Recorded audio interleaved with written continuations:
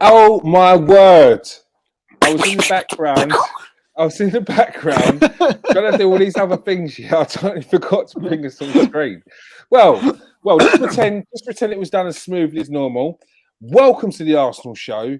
We are live, and I'm joined by Steve, Kay, and Jerome Marks. How you doing, boys? How you doing, boys? Yep. Good. All fine. Good. We've got plenty to discuss. There is plenty to discuss. First and foremost, Arsenal are top of the league. So let's just give it the old "We are top of the league." Say we are top of the league. Just to get it out there. You know when you're in a good place and teams are worrying when you've got Liverpool fans trolling you. I've got Liverpool fans trolling me, but in disguise as well. They're like, "Don't worry, this won't last forever." I'm like, what? Where's this come from? Talking this, talking that. You think you've won something? Oh, you're gonna win nothing. So what? What is this geezer on? So I go onto his profile. I look down his profile. I'm like, he's a Liverpool fan. Do you know what? It was a proud moment that Liverpool fans are coming after Arsenal fans at the moment. It's been a while. It's been a while, people. But we know that we're in a good place when we've got Liverpool and not really Man United fans coming after us because they're trying to. I don't know. They're trying to compare. They think this is a game of conkers. It don't work like that. You beat us in the league, but you've not got our position. You're still way down there. So you ain't gonna worry about them. But it is good to know that we are getting underneath the skin of the Scousers. Jerome, you was not here. Oh, Steve, you weren't here either on the post-match reaction to the Wolves game. So we've got plenty to discuss. All right. As I said your name first, Jerome, it'd be rude not to go straight to you. Jerome, what were your thoughts on the game? 2-0 victory against Wolves. Took a little bit longer to get into the swing of things, but in the end, they got the goals and got the result. Yeah, that's it. Especially after the Man City result, that either put extra pressure or a bit of extra motivation, whatever way you want to look at it, or a bit of both on the game. Probably wasn't, things weren't made easier when Xhaka went off quite early. And, that can sort of disrupt, I guess, the flow or the plans because, as we know, Arteta's got a very set way of playing and having Xhaka there is a big part of it. So taking him out of midfield and putting Vieira in, and that was a big call by Arteta. But I guess he felt that with Wolves playing quite defensively, he didn't need to put like a El Nene in or a Lokonga in. He could have gone for like the more attacking midfielder. It was just like a game really of attack v defence with a couple of counter attacks on their side. And I think that as soon as we got the first goal, although it was only like obviously initially a 1-0 lead, I think there was like a big sigh of relief. And then once we got the second, that just killed the game. And that's probably the most comfortable I've been like watching us the last half an hour of that game. Just because Wolves weren't really much of a threat apart from the counter attack. And it could have gone tits up, but thankfully it didn't. And we're now in a very healthy position. Yeah, no, we are. Steve, Jerome mentioned that it felt comfortable. It felt a little bit different in the first half, didn't it? Yeah, it did. Like you said, it took us a little bit of time to get going. There was there was a couple of, airy moments. Not just in the first half, throughout the game. And yeah, it was a difficult game for us. Look, I mean, Molineux is an hard first place to go to. I thought Wolves were decent in the first half.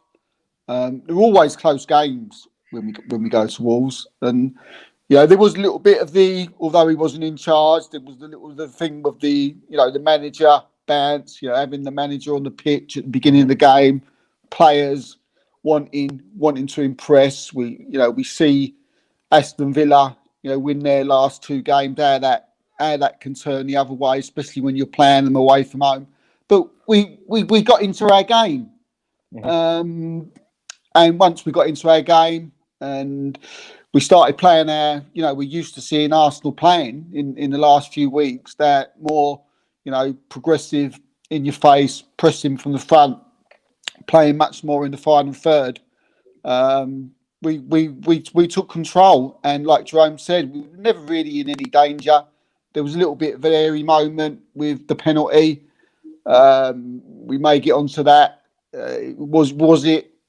I got my own views on it. It was a similar one the weekend as well, but overall, mate, very pleased.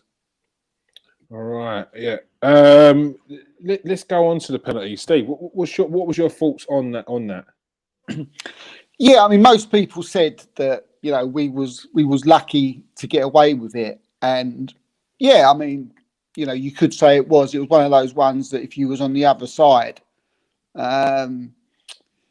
you'd be wanting the penalty. This was the one that was offside in the end, wasn't it? Yeah, it's the Saliba one.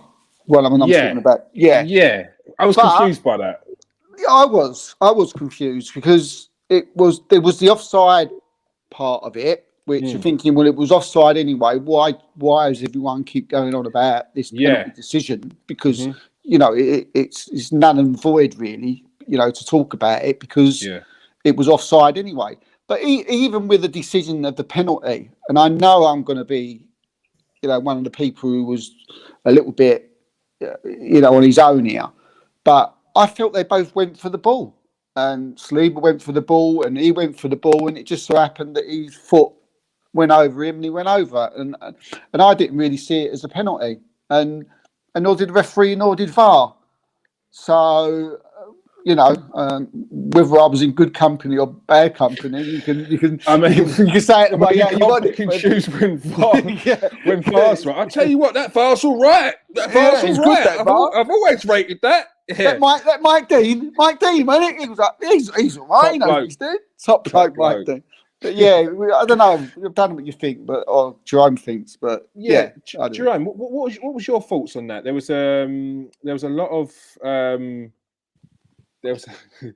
Jerome's. That's what he thought. Yes, he weren't having none of it. Well, I'll give my 2 pence worth on what I thought. I was well confused because the player was offside, was he not? So if the player was offside, I can't understand why there was so much talk afterwards. Exactly. That like Arsenal should have had a penalty, or Arsenal were lucky. I was just confused by it. Jerome, do you know much about why that people were still going on about the penalty when the guy was offside? Even after the game, the manager was talking about the penalty. Yeah, I was obviously being in a different country. I had different. They don't really talk about things at half time. It's just they go like to adverts and they don't really discuss things. But I do hear that watching it on Sky, they made like a big deal about it. Yeah, like maybe they just had nothing else to talk about. Yeah. Maybe.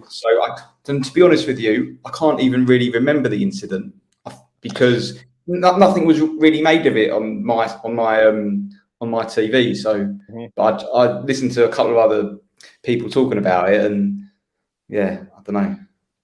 Yeah, I can't. I'm not best to comment because I saw it live and that was it. Yeah. So, did you think it was a penalty? Was you worried at any point? No, not really. The thing is, these days when there is contact in the box, it's possible for someone to give a penalty, but with this offside as well, but I wasn't at the time. I just remember thinking at the time I wasn't worried, but once they start showing replays and then you get a bit, something could happen here. Yeah, no, it's interesting that you get a different perspective from your end. No, well, from where I was sitting, at first I thought, oh my God, that is 2 absolutely unbelievable blocks. First Saliba's block, and then what looked like Gabriel coming in afterwards to follow up with an absolutely outrageous block as well. Then I saw that Saliba didn't touch it, so I was a bit like, but they were said it was offside. So I just felt like it was just saying they were dwelling on just again this same rhetoric that they keep on peddling out. It's I don't know. I swear I might be getting paranoid, but I do feel like they're onto Arsenal a bit too much. So Arsenal sit top of the league, Steve. Can they win the league? And what do they need to do to at least take it to the wire? Yeah, we can win the league. We're at a position now where we can say that. It's Christmas. When the next time we play a Premier League game, we'll be kicking off at home, I think, against West Ham, and we'll be sitting top of the league 5 points clear. So we'll be going into January because I think there's a cup game after that. So we'll be going into January top of the league. So we're undoubtedly in a title race without any shadow of doubt. And can we win it? Yes, we can. I can't believe I'm saying that. To be honest with you, it's an incredible job that the Arteta and the players have done. You know, at the beginning of the season, we were saying, just progression, and improvement. But it's absolutely amazing what we're seeing, the football we're playing. Just not scared of playing anybody at the moment. And I've never believed that we would be 5 points clear, at this stage. But we are certainly in a title race. We are certainly top of the league and capable of winning it. And and when you look at what we need for January, look, we made a massive mistake last January. It cost us Champions League. We can't afford to make that mistake again.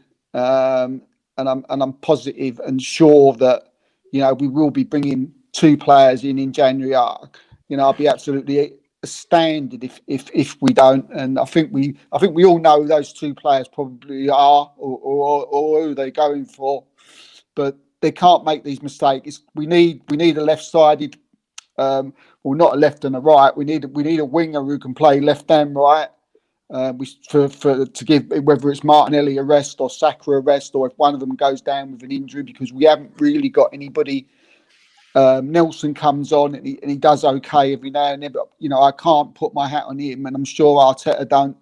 It seems to be that Marquinhos looks to me like he could go out on loan, so he doesn't seem to be playing him, so he's not trusting him for some reason at the moment. Arteta, he's obviously seeing something in training. The fans have seen decent things from him, but for some reason he's not getting any game time at the moment, so maybe it is best for him to go out on loan. And we certainly need a midfield player, like you mentioned last week, Kieran, because you mentioned Granit Xhaka. If he goes down, what do we do? Vieira did all right. Again, can you hang on that? You're out on him every week. Maybe not yet, until you get used to the Prem. So we definitely need a proper, number 8 to replace Saka or Partey as well, who can do both jobs, preferably.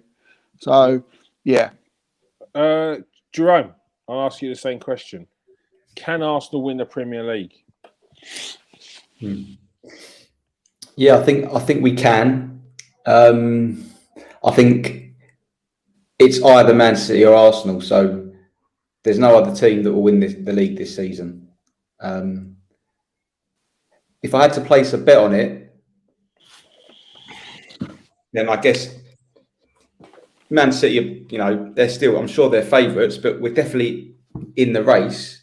Mm-hmm. You can't be 5 points clear after 14 games and not be in the race. Whether we're still in the race in 10, 15 games time, that's different. But right now, where we are, we're well in the race. We've played, I think, 2 extra home. I think we played 2 less home games than City. City have got to play Spurs twice. I think they've got to play more of the top 6 than we have. Obviously, this World Cup thing, all their players basically start for their countries, whereas ours don't. They got a Carabao Cup game as soon as they come back. Like we're well in this race, and to put it into perspective is, how did everyone feel when Man City dropped points against Brentford? Like you don't get so excited with Man City dropping points if you're not competing with them and you don't feel it. You're not sitting there in 6th spot going, "Oh, City lost to Brentford." Yeah. Like, come on, boys, let's make this count. I'll tell you one thing you won't hear as well is if Arsenal had lost to Brentford 2-1 at home, and Man City lost to Brentford 2-1 at home, I can just imagine the reaction afterwards as well. That'd be different. And it might not be related at all, but with Steve's point about Marquinhos, maybe if we were sort of, you know, 5th, 6th in the league, maybe you would take a little punt on Marquinhos and just maybe try him out. But because we're banging this race, maybe he thinks, look, this isn't the time now to test this guy out. Like in January, if the opportunity comes, I've got to get someone that's going to push this team on, because Marquinhos is like one maybe for the future. He's a bit of a punt. We don't really know what we're going to get, but because of the position we're in, like, you're never going to get this opportunity again, but this opportunity has presented itself, and you got to take it.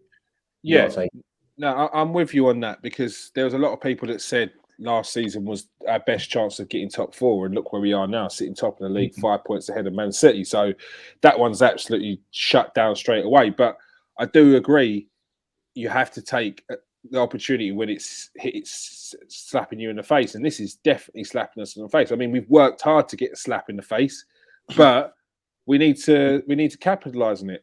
What do you think we need to bring in to really take it to the line?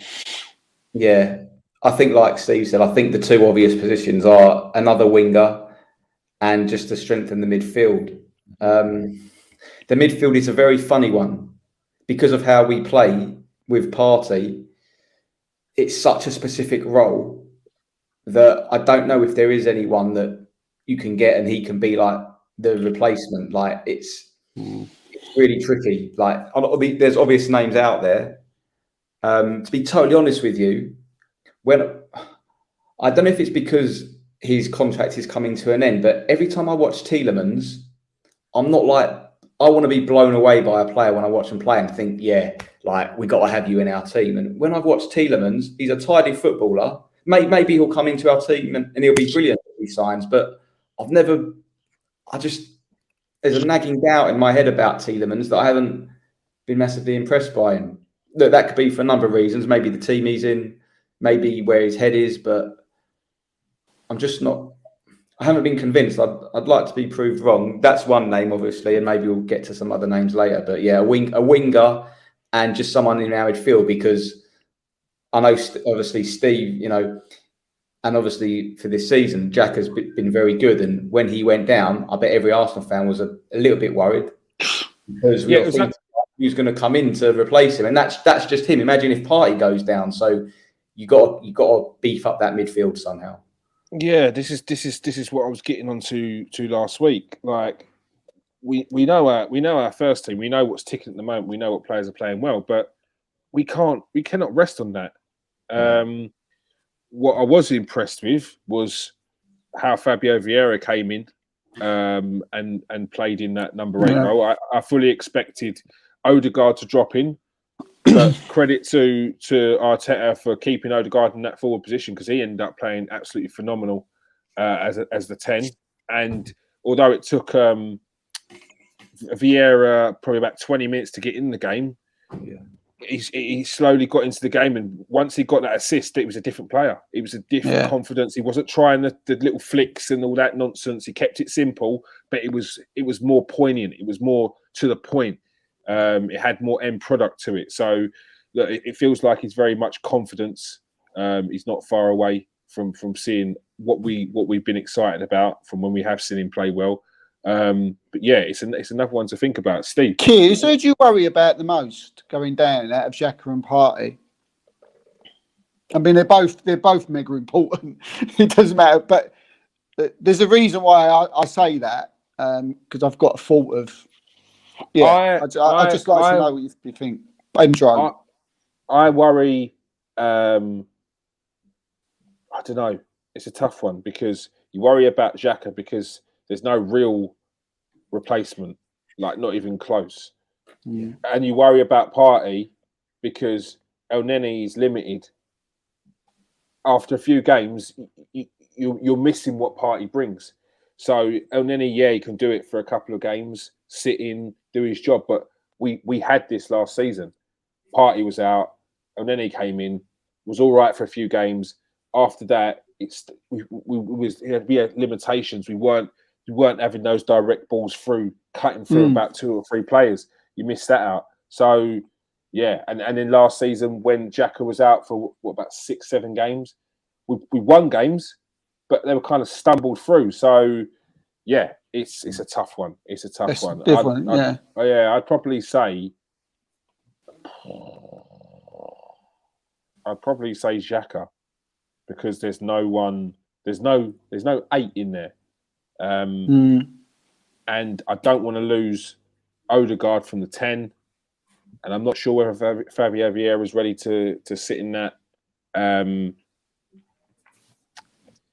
number 8 role full time. But it's why I think we need to buy in January. Yeah, I would. Jerome, what would you think? What would you say first? I think it depends. It depends who we're playing against, but I think Partey has such a big influence on how we play and how Arteta wants to play in terms of, how we build up, being like that solid mobile player in midfield. I just think his influence is massive. And although Xhaka has been brilliant, you can get maybe a player to fill in for a couple of games there. Whereas with Partey, it's either him or El Nene, basically.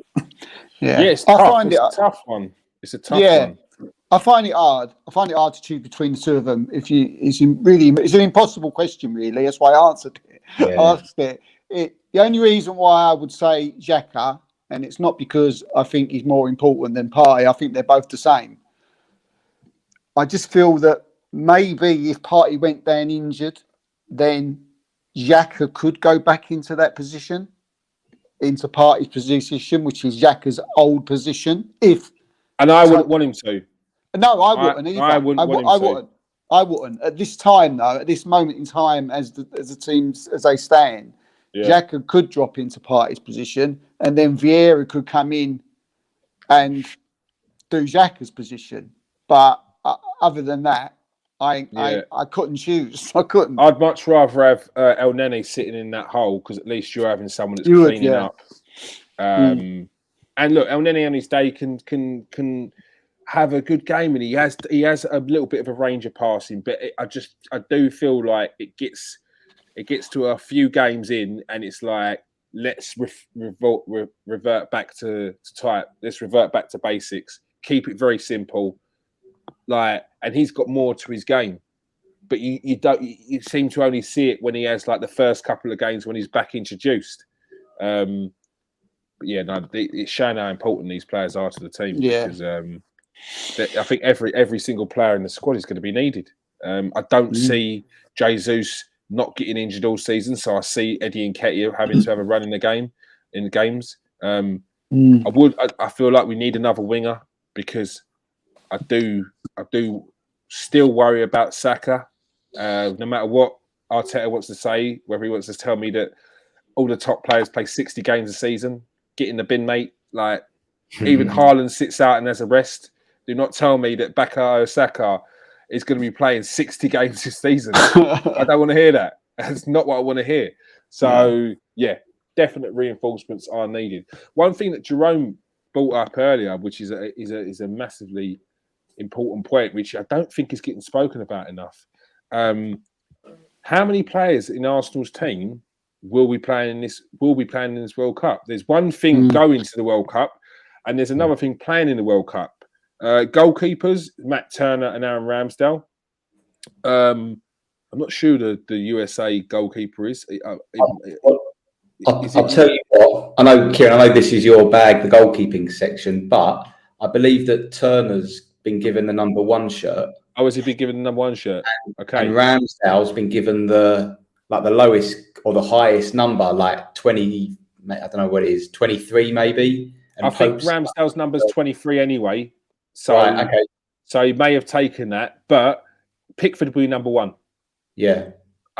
If I'm Southgate, I'm not changing it. I'm not. Yeah. I know it sounds crazy for Arsenal fans to hear, but if I'm the England manager, I'm not changing my goalkeeper. People won't understand it. People will say that Ramsdale's been better. I'm not changing my goalkeeper this close to a tournament. You change your goalkeeper. You're changing your goalkeeper going forward. If after this tournament he wants Ramsdale in goal, he's your goalkeeper. You stick with him. Your defense gets used to him. Everyone knows how he plays, where everyone's going to be. That's how goalkeepers are long term. This isn't look at England when they changed the goalkeeper. Oh, form. I'm going to go off form. Scott Carson ended up dropping him just before a tournament. You brought in Rob Green, played him in the first game. He made a clanger. So then you brought in David James. Went through 3 goalkeepers. You can't do it. You can't do it. So people want to say, why the goalkeepers not get on? Like, you can't. If the goalkeeper makes a mistake, you got to nurse him through it, mate. You got to back him up. You get on his side. Yeah. So we've got. But to be fair, Turner being the number one's good for me because he needs game time. He needs minutes. And it was good to see him get some minutes. Good to see Arsenal fans get a bit of confidence in the goalkeeper. So let's hope he has a good tournament. Tomiyasu, he's going to be playing. Saliba, chances of him starting for France, I doubt it. Ben White for England. Look, this is Gareth Southgate. I very much doubt it. Granit Xhaka will be starting for, Granit Xhaka and Thomas Partey, our 2 midfielders and our two players that we can't really afford to be replacing. You know what it is? The big thing is how far in the competition are these guys going to go? Xhaka and Partey, they could be out after 3 games. Yes, Partey, yes. Switzerland, maybe not. They're one of them teams that could just turn it on. However, we are in a hot country, so European clubs could all be out by early stages. But we will see. Forward, Martinelli. Is he a start for Brazil? He's not. No. Gabriel Jesus for Brazil, chances are he will, and Saka, he probably will start for England. So that's like 4 players there that we're talking about starting for England, starting in for their teams in the World Cup. The rest of the players aren't going. Smith Rowe, he's coming back from injury. Rob Holding, not an England player. Nelson, Nketiah, Gabriel Magalhaes, Marquinhos, Sambi, Lokonga, Cedric, Vieira, Zinchenko, Tierney, El Nene, Odegaard. None of them are going. Yeah. None of them are going. So, yes, we've got to watch out to see how these players react after the World Cup. But we've got 4 players going. Yes, they're some of our most important players. But, like, it's just a case of fingers crossed, touch wood. This, and I've not looked at Man City's, but off the top of my head, they've got a squad that's going to be absolutely brimming to the nines with superstars and starters. So if anyone's going to come out of that tournament more jaded, let's hope it's going to be Man City's squad, and we can take full advantage of that.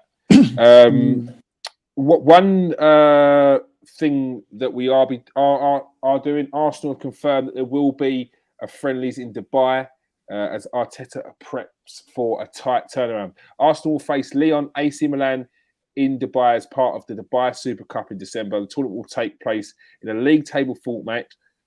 Each win carrying the standard 3 points. It gets a bit, yes.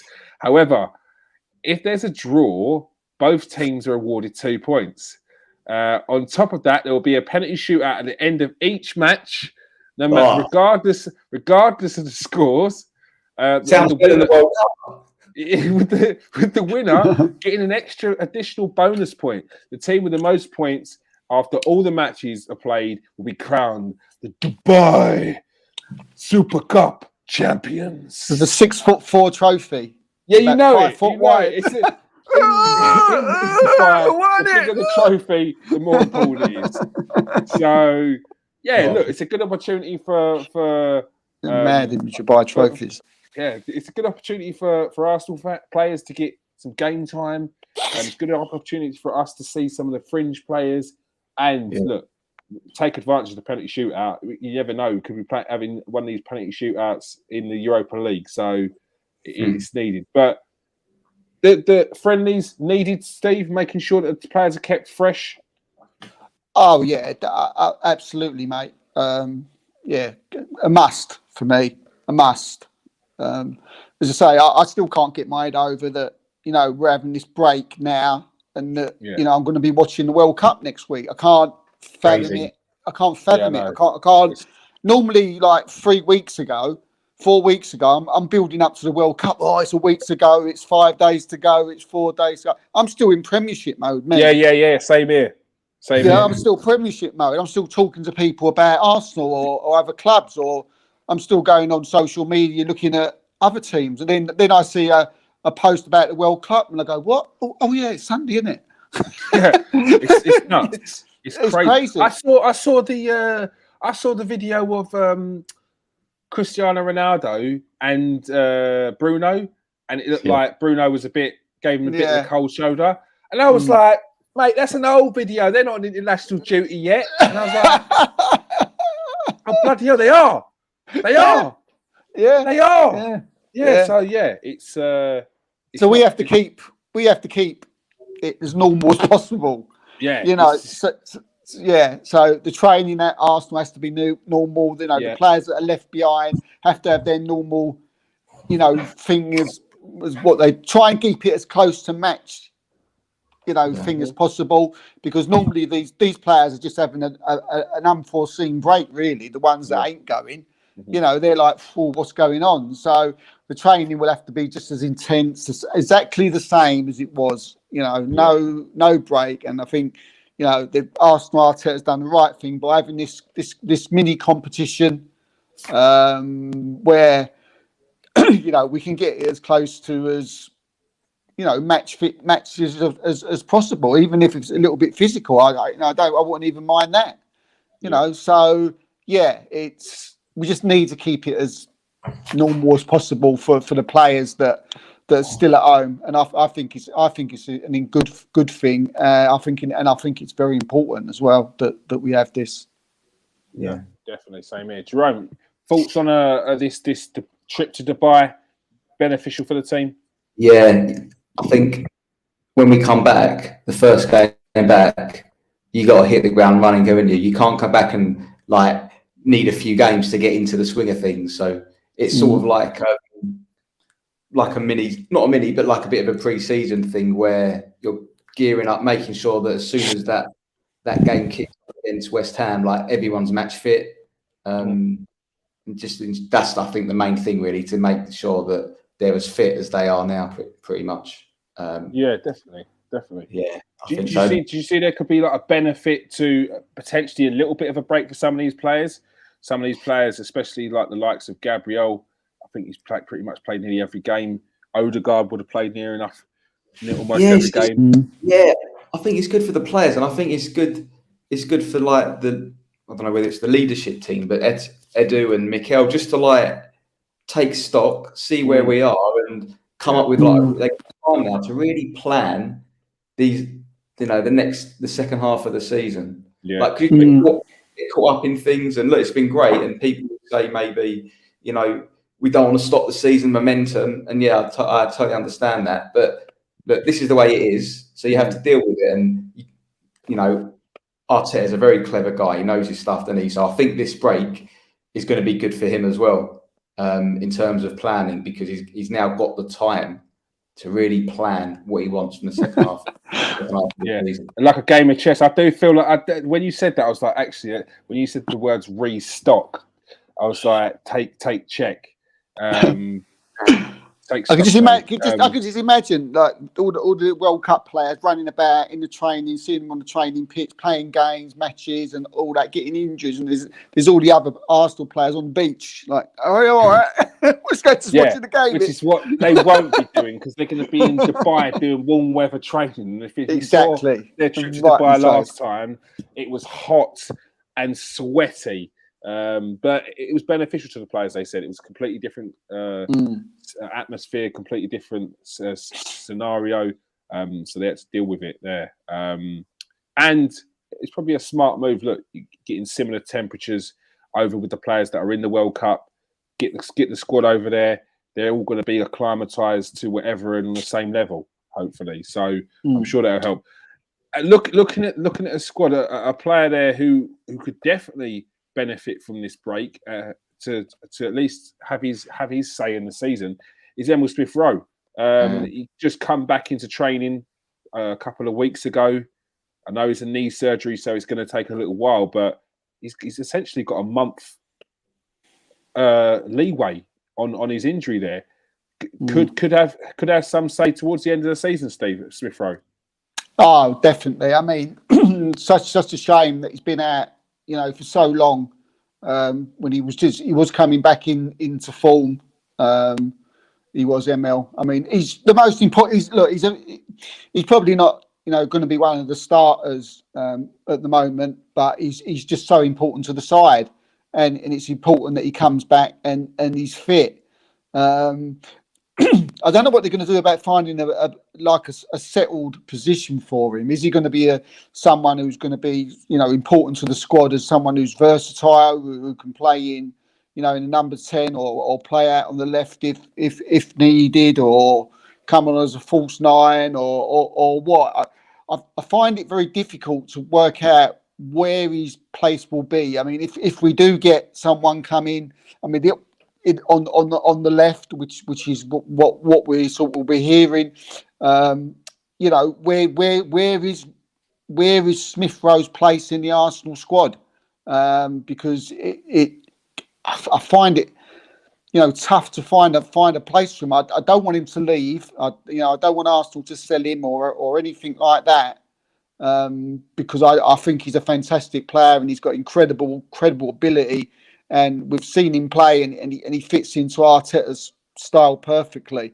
And I'm sure it's not in Arteta's mind to sort of, move him on or anything like that. I want to see him back. I want to see him fit. It's like you said there, mate. If anything's good for a rest for another month, but it will be good for Emil, because he's been going through such a hard time. If it's not one thing, it's another thing. As soon as he gets going, he gets an injury. But yeah, it's important that we get him back. Although, again, I will say I'm struggling at the moment to see where he will play and where he will fit in, even if he's a bench player, where he will come on. If we get another a winger, which we was just talking about. Jerome, where do you see Smith Rowe in this team long term? Well, this time last season, he was the first choice left winger, wasn't he? He was keeping Martinelli out of the team, so it shows how things can change. So the obvious position for him is where he was playing. It is, where Martinelli's playing. He can obviously play sort of a little bit deeper. It's hard to predict because I can only really go off what I've seen, and yeah, it's either one of those two positions. He probably could do a job on the right as well. I think he's a versatile player, Smith Rowe. I think you put him anywhere, he'll play well. This false 9 stuff, I'm not sure. I think Eddie is like the next, like the backup. I don't think we'll see Smith Rowe play as the striker. Mm-hmm. But any of those other positions, I think he can play in. So you don't have a worry about his place in this squad? No, I've got no worries about Smith Rowe. He's top drawer. I think he scored 10 goals for us last season. Yeah, and missed out a few games as well. Yeah, I got no issues with Smith Rowe. When he plays for us, often he looks like our best player. But he's sort of the forgotten man, really, isn't he? It's just injuries, though, isn't it? Even when he was playing before he got injured, it was clear he was injured. He was. I think Arteta was trying to bring him in slowly, and then he had a warm down after the Man United game, and he was pulled up.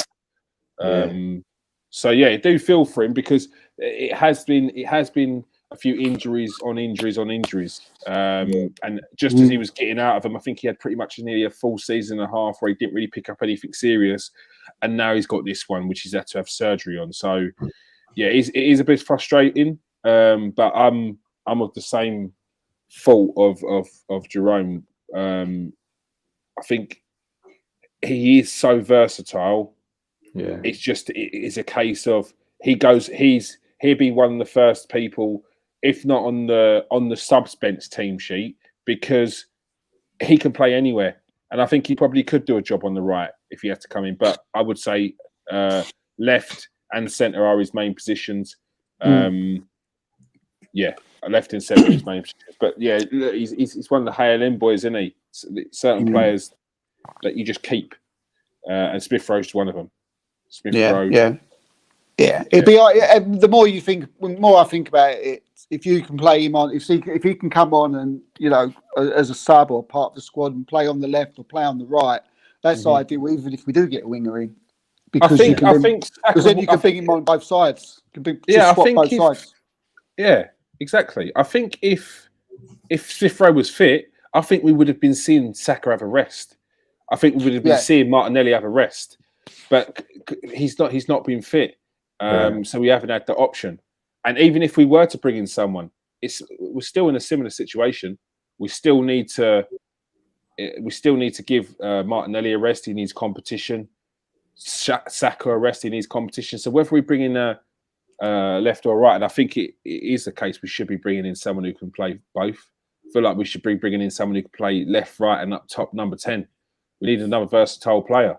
We've got players in this team that pretty much can play everywhere. And that's what making this team so good. That's what making them tick. So why not carry on in that vein? All right. Next up. So we'll start with, we spoke about what we potentially need in January. Steve, who are the players that you are hearing that Arsenal are looking at? And obviously, we know that updates on them is that Mudryk and Danilo. Yeah. I mean, we were just talking about. Let's start with Mykhailo Mudryk, who can play left, who can play right, who can play down the middle. He basically can just play anywhere that you just said, Kieran, right, anywhere across that front line. Arsenal have held talks with him, and I've been told that a bid of 48 million is set to be offered.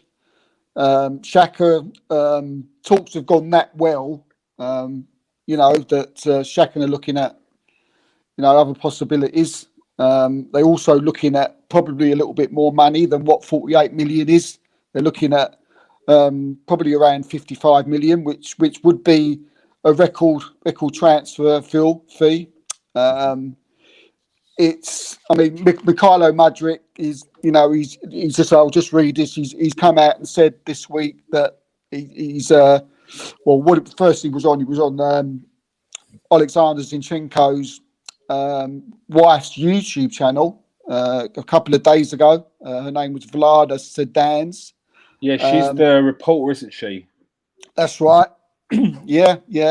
And he spoke about his terms for why he would want to leave Shakhtar. It's a very good interview.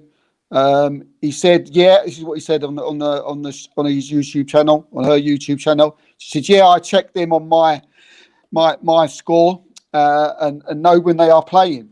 I can check on them. I watch them too. They are a very dramatic side and generally not but just scoring goals, but in possession too. If I had to choose between Madrid and Arsenal, I would go to Arsenal. I follow Arsenal closely a lot, and a lot of Arsenal fans follow me. No other fans interact with me as much as Arsenal fans do.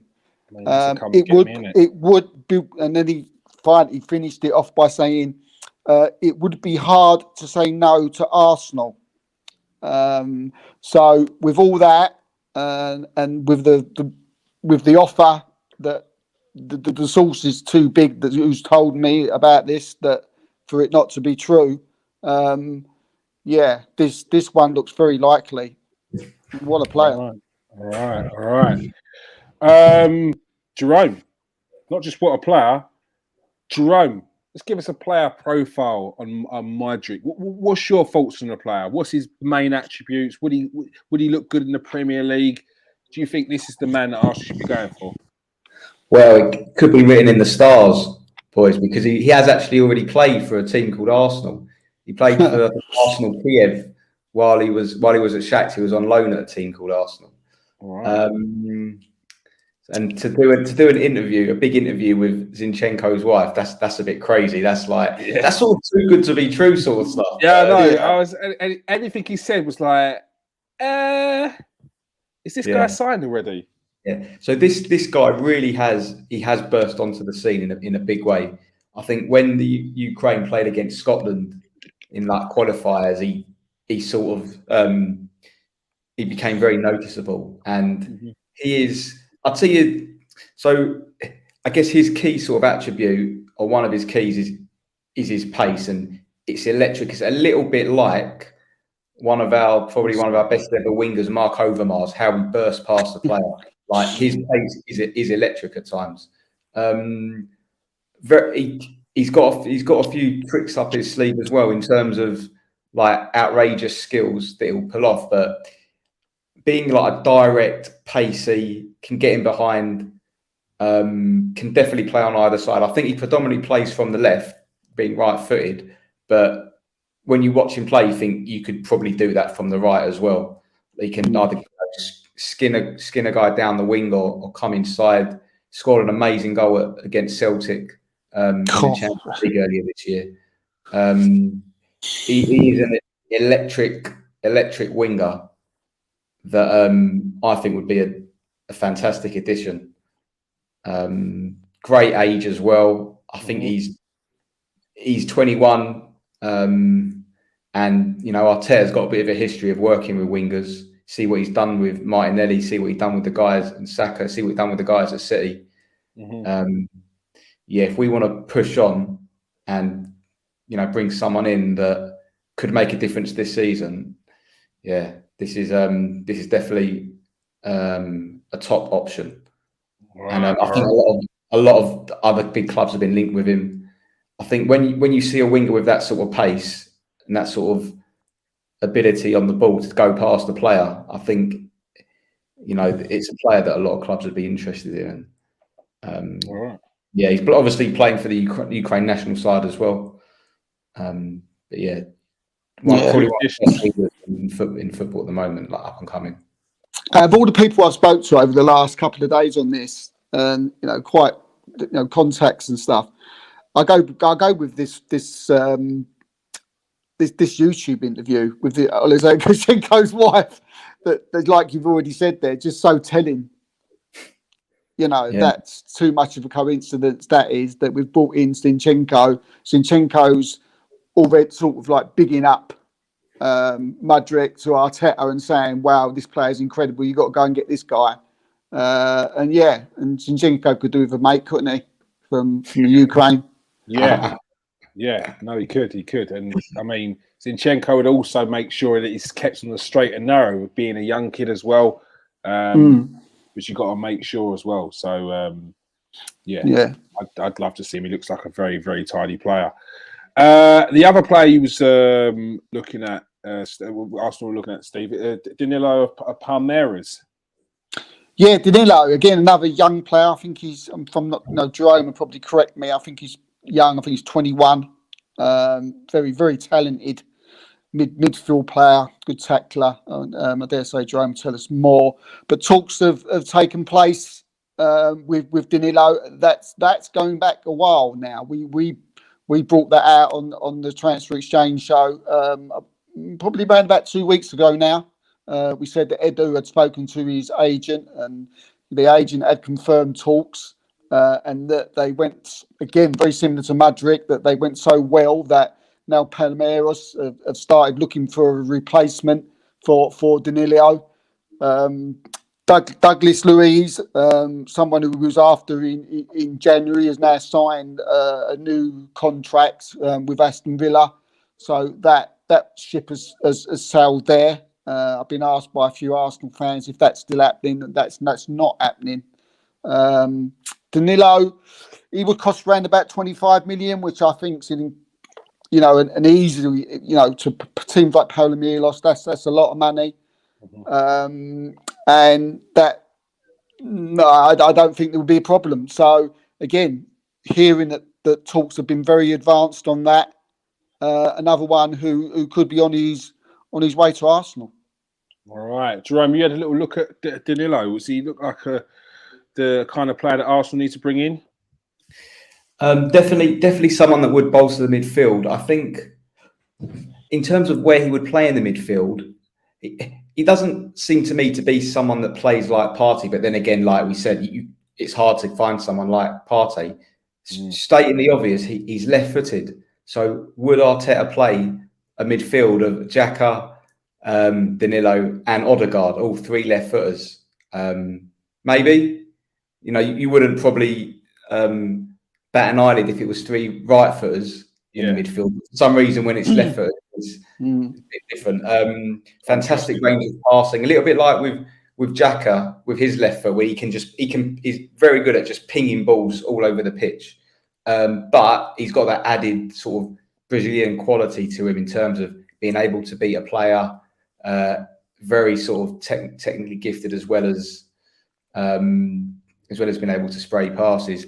He does get stuck in, but he's not built like a Partey or a Xhaka. He's a little bit slimmer in terms of his frame. Very mobile. Obviously, he's not in the Brazil squad for the World Cup, but I think that when you look at Brazil's midfield, they tend, or just in general their squad, apart from Martinelli, they tend to pick players that are like tried and trusted. It's very rare they'll pick for their World Cup squad like a young and up-and-coming player. It doesn't really happen. Like you've got Fred, Casemiro, all players that like are very well known. So it's not like a slight on him that he's not in the World Cup squad. Durable as well. He played 55 games this season, like in all competitions. So yeah, interesting player.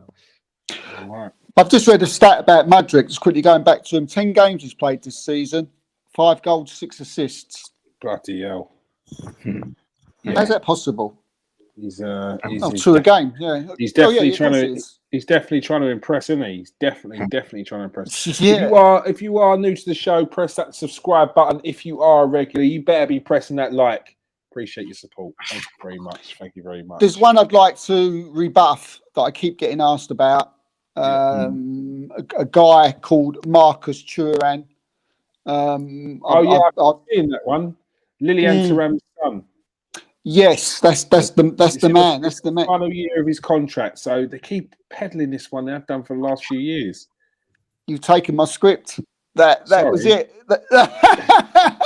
It's just a joke. But that's it, mate. That is it. Savic every year. Yeah, it's like the same people. That is it. I'm exactly what I was going to say, mate. You've got it bang on. Right, I was just going to say this. I'm not hearing nothing about these rumours. We're hearing that Villa's interested.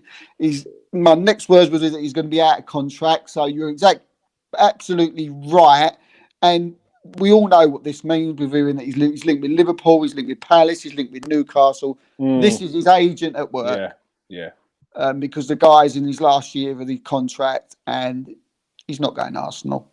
I could probably might come back to haunt me, but no. No, not. We'll be very surprised if he was at Arsenal next season. Look, he's a decent player, but he's coming towards the end of his contract. He looked unbelievable about 4 seasons ago, and since then he's tailed off a bit. I think he's had a couple of injuries. I don't know whether he's the same player. I've not kept up with him, but it just seems a bit. He's not getting a contract. He's not. Yeah, it's just one of them stories that always pops up every season. I like the way they start at the top.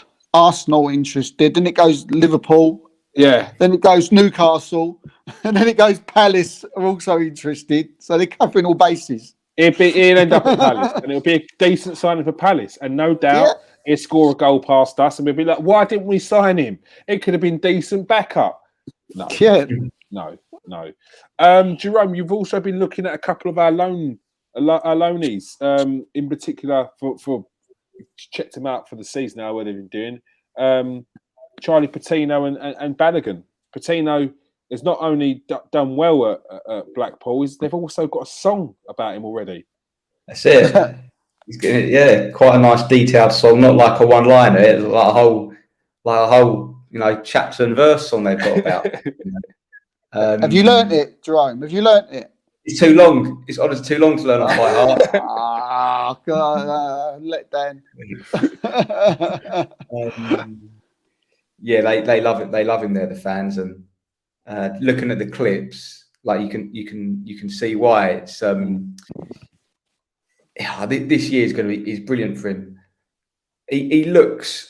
I mean, he looked anyway when he was all the levels he's played at, but like he looks like a player that's really playing with a lot of confidence. Like he always seems to have a lot of time on the ball. Doesn't sort of get panicked. He's got that lovely thing about him, a bit like what Wilshere had, where the ball comes into him and he can sort of take it past the player with his first touch, bit of body movement and a first touch, and he's away. Yeah, brilliant. Scored a lovely goal. Couple of goals he scored. He looks a real like cut above at that level. But I think the main thing is it's the confidence I think that these games are giving him. Yeah. I think he'll come back a completely different player to the guy that went. Whether he'll be ready enough, ready for the first team of us, I don't know. But the improvement's going to be massive, I think. Yeah, no, definitely. It's kind of why I've touched on these two players. I'll ask this same question next week, a bit more detailed about these two. And can I ask something, kids?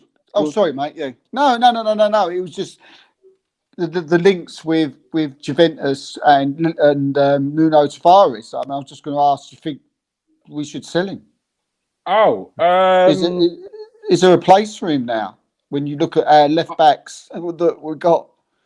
Could get some decent money for him. I don't know. Well, yeah, it will depend if we can get some decent money for him. Look, I don't think he has the patience to be in Arsenal's team. We've seen since he's gone on loan to Marseille, he's had about 3 interviews where he's stated every time that he wanted to put a clause in his contract, which was a buyout clause. I just feel like that's him sulking. I feel like he feels a bit hard done by. But it's like, mate, you're at Arsenal. You're not at Benfica. It's a completely different world, mate. You're playing at Marseille. Like, again, people can talk about Champions League. This is Marseille. This is not Arsenal. You can't come into Arsenal and expect to be week in, week out. And the bits where he says about he's not playing in his position, he's talking about coming as a Southern playing left wing. Like, get over yourself, mate. Like, come on, man. Like, so look, I'd like to see him come back, knuckle down, try and win his place, because I do think that long term there is a space for him, but I just don't think he's got the patience to bide his time. Yeah. So would you enjoy him? Would you sell him? I think if they get offered very good money, I think they'll probably sell him. I think so. What's your thoughts, Steve? Yeah, I think now when you look at the way Arsenal are, line up and who's on the bench and who can play in that left-sided position, for instance, if you're saying Zinchenko's, left back, but then you got Tierney and then Tomiyasu plays there every now and then. Where does Tavares fit in? He doesn't. He don't fit in anywhere. I think he'll go. I think at the end of the season, I think he'll sell him. Yeah, and unless, I mean, I don't know what his contract is. I haven't got that in front of me on how long we've got with him. I mean, he can say, "Oh, I'll come back and I'll fight for my place," and fair enough. But I doubt it. I think he signed a long-term contract when he signed with us. Look, since he's come in and played, there's obviously something in there which people feel that they can turn into a player. Like I said it before, you can't turn a slow player fast. You can turn a player who's got average technique into a player who's got good technique. You can work on technique. You can work on that side of the game. You can work on defensive. You can't work on physical attributes, making a slow player into a fast player. Like, that just won't happen. So what people are seeing is they're seeing this guy's got some serious pace. He can get up and down. He's got a good engine. We can turn this into a player. And I think you could probably get about 30 million from him. If you could turn 7 million to 30, then that's good business for Arsenal. And I think they should go out and probably do the same thing again. Go and find another gem. Keep on doing it. Like, these players not going to work for Arsenal, make a profit off of them. Jerome, you had also had a little look at Balogun. How he's getting he has been banging in the goals, albeit It's just, obviously it's nothing that he can help, but I think he's in maybe a poor team. He is. But he is definitely banging the goals in. It is very hard to visualize. Not hard to visualize him in our team, but the standards with Jesus being there are so high. Mm-hmm. He could do anything really this season, Balogun, and it doesn't matter. But what is important is when he comes back, what's he going to look like in our team? But he can only do he can't do any more than what he's doing. Like, it will alert other teams for sure, because goal scorers, they're premium goal scorers. Everyone needs them. Everyone wants them. So yeah, he's definitely having a good season goal wise. So it's definitely food for thought, and we'll be definitely tucking into that question next week about Charlie Patino and Florian Balogun, because they're probably the closest youth players, graduates to that first team. How far are they off? Is this loan going to be enough? Do you send them out on loan again, or do you slowly integrate them into the squad? One thing they do need to have themselves is patience, because this squad is doing well at the moment, and it's not, you ain't just going to get in, as we've seen with some seriously good players. That is all I have time for. So World Cup starts next week. Looking forward to it, Steve. Yeah. As I say, I'm still in a little bit of Premiership mode, but I dare say once it kicks off, I'll be looking forward to watching, the Arsenal players play in their teams, and I dare say a few of the other ones. Some good teams out there: France, Brazil, Argentina. They've got an absolutely great squad. Holland look interesting. I've sort of chose them as my dark horses. For someone to win. Dark horses should stay in the dark, because they always let you down. I'll tell you that. They always let you down. They always never put a bet. You know what? Never put a bet on a dark I've been horse. looking at his team. Dark horse, mate. It's my dark horse. Game 1, they look all right. I told you, dark horse. Game 2, lose 3-0. Game 4, they've been eliminated. You're like, embarrassing. Yeah. Croatia won for that, haven't they? Croatia. Whoa, Croatia got to cut a few good players. No, but Joe, it was last time in the Euros. It was Turkey. You look at Turkey's team. They've got the Juventus defender. They got what's his name? What's doing well for Leicester? And they got a few young gems. John Chu. You're like, Turkey could be a team to what? They got absolutely. They got their asses handed to them every single game. It's embarrassing. Yeah. My tips. My tip's going to be Brazil. I think I'm going to go for Brazil, because I think the squad's mad.